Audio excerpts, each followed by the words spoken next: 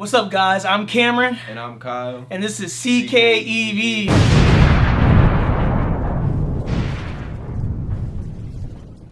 What's up, guys? We're back here again. It is currently March 1st as we're recording this video. This should be out tonight or tomorrow. We have some big news for you guys. As you've seen in our last video, we ordered a 2027 all-wheel drive dual motor CyberTruck, the base trim one. Got some bad news today, man. Bad news today. As of today, March 1st, Tesla has upped the price to $69,990, so $70,000 for the same CyberTruck we ordered last week for $60K.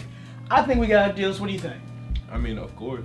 Yeah, even with the delivery window being pushed back to October, I think we made out good, guys. We aren't in a rush to get it at all. Yeah, no. If they would have told us we could have got it next week, we probably wouldn't have got it. So. Yeah, exactly. So we're not in a rush, but guys, as you can see on the Tesla's website, it used to be September through October for the delivery dates. That was our batch, right? Maybe a little bit earlier, maybe a little bit later. The day after it was April 2027.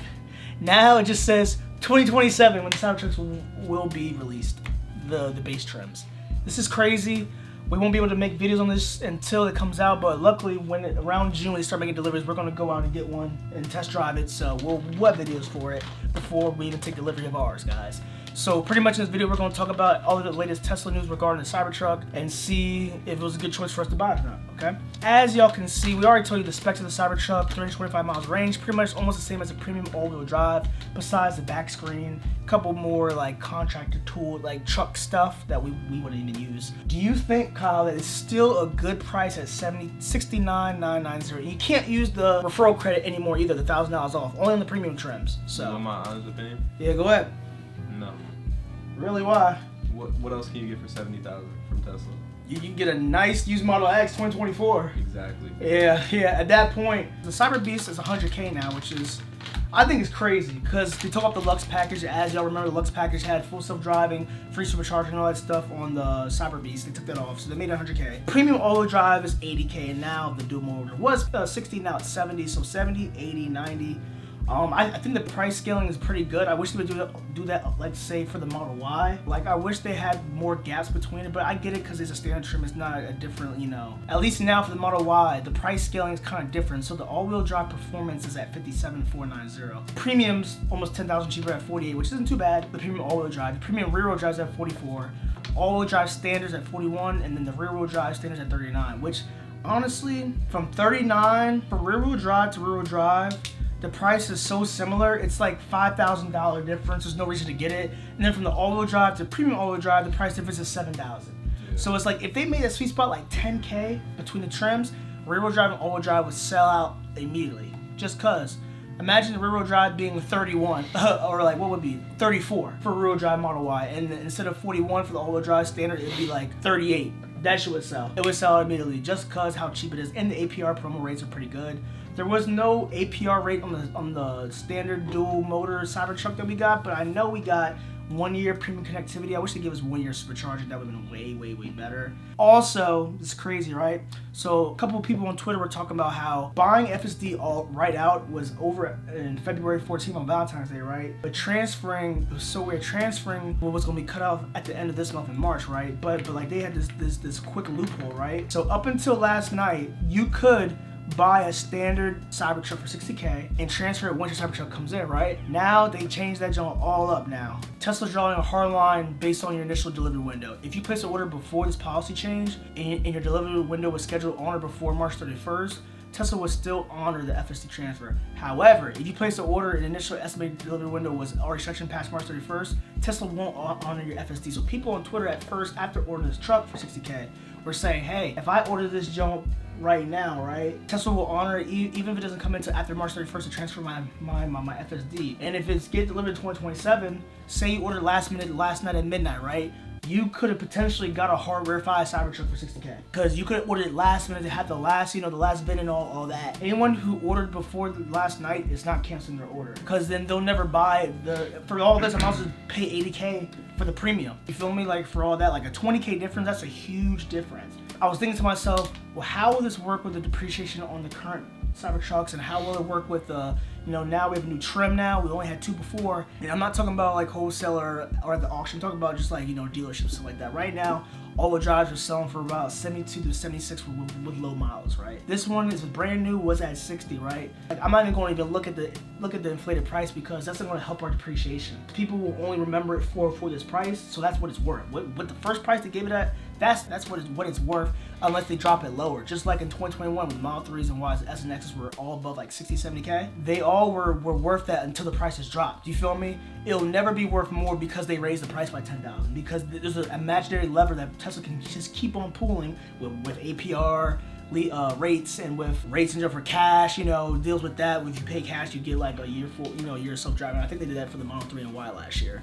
But as I'm saying, pretty much what I'm trying to convey to you all is that when you buy this truck for 60K, don't expect you to have appreciation asset if it goes up to 70K, because Tesla can just drop it down to 65. Oh, it's Easter Sunday, 65. Oh, it's Christmas time, APR rate 0.99 interest rate plus 33K off if you trade in a gasoline vehicle or something like that. So very, very good to know and be mindful that Tesla can change these policies at any given time. That's why they changed the FSD transfer. It was never set in stone. We knew February 14 we were able to buy it out on our vehicles currently, and that's it. And we knew by March, whatever it was, March 31st, that we could transfer it by then, or have the order placed by then, and whenever it comes in, we could transfer. So it's kind of a loophole, but they really don't want people owning FSD all outright, and I don't blame them. You feel me? Now with no EV tax credits, all this stuff is starting to stabilize. Like every Tesla was undervalued by at least $7,000 because of that tax credit. And they're still undervalued because of these state incentives. If there was no incentives to buy a Tesla, they would not depreciate nearly as fast. Think about it. Someone in Colorado, right? I've seen this on somewhere.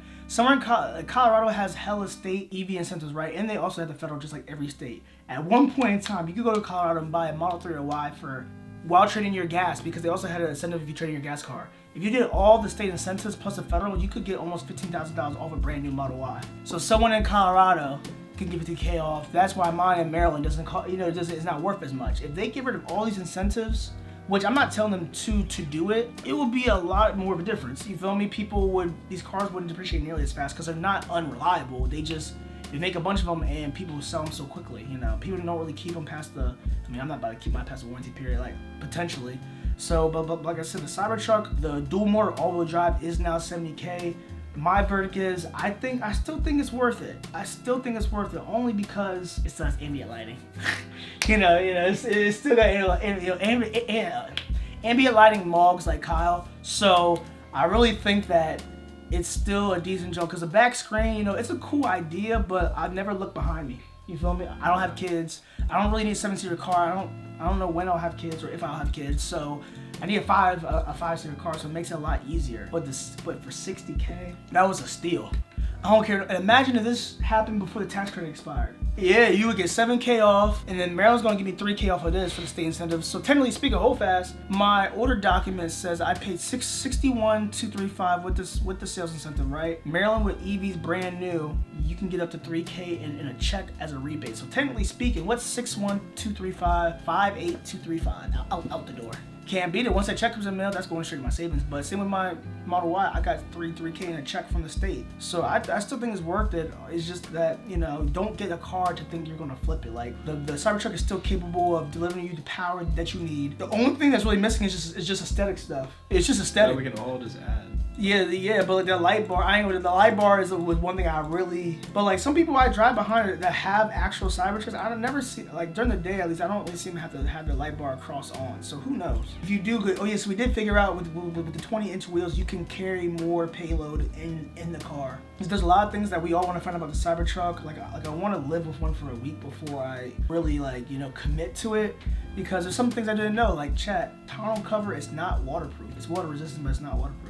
Like what? Like I get it though, cause some cabs for the back of the pickup trucks that aren't waterproof, but like most of them are, honestly. I get it's a thin cover, but for me, I guess if I want stuff in my trunk, I'm gonna have to make sure that's nothing shoe related or clothing related. But it could be closed because it's wrapped up, whatever. I'm gonna have to have a tarp in my tonneau, like in my truck bed everywhere I go. A one for the bottom and like one for like to put on top of the stuff. I mean, I guess it's better that way, cause imagine if it was waterproof and the seals kept breaking. Imagine how much that would cost. Yeah.